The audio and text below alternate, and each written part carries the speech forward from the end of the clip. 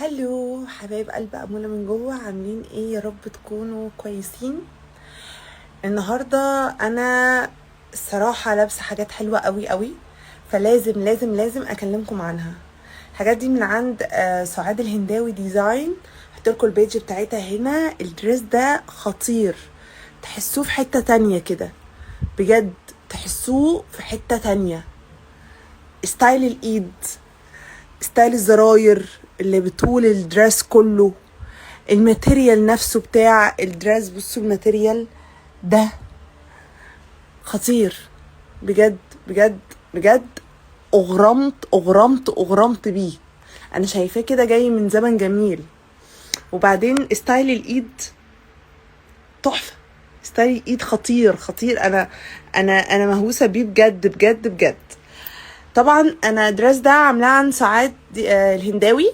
كمان فكرت اضمه كده بيلت من عند الوسط، عشان هو فيه سنة وسعان عشان البنات المحجبة. فطلع برضو خطير، يعني هو خطير في كل اوضاعه وحالاته. يعني بجد بجد اللون كمان حلو قوي، والماتيريال حلو قوي، والقصة خطيرة. هي ما اكتفتش بكده بس، هي كمان عملت اوتفيت كمان من نفس الماتيريال ده ومن نفس اللون ده، سكيرت. تعالوا اوريهولكم. كمان حبيت الفت انتباهكم لحاجة، ان الزراير اول 3 زراير بس، الباقي مش زراير بتتفتح. هي اساس الدرس، يعني مفيش، هي بس اول 3 زراير فوق بس. عشان برضو لو البنات بتخاف تلبس الستايل ده، عشان مفكرة ان كل الزراير دي مفتوحة، فلا ما تقلقش، مش الزراير دي مش مفتوحة. نيجي بقى عند تاني اوتفيت. سعاد الهنداوية هي اللي عاملاه.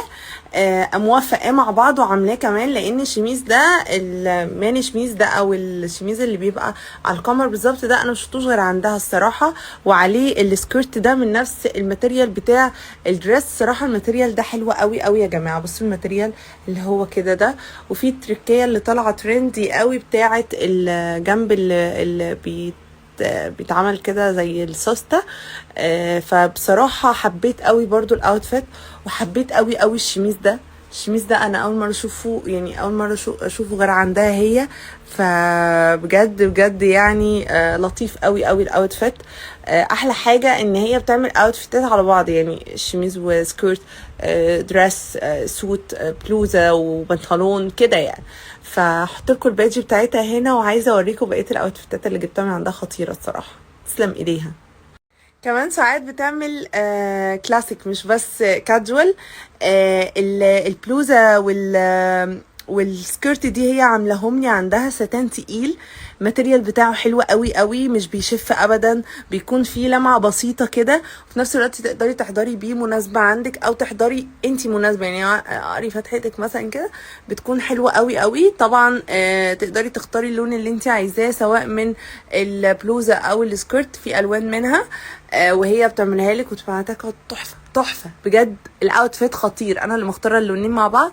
والسكيرت دي اللي هي الستايل بتاع دلوقتي، اللي هي بتتلف وتتربط.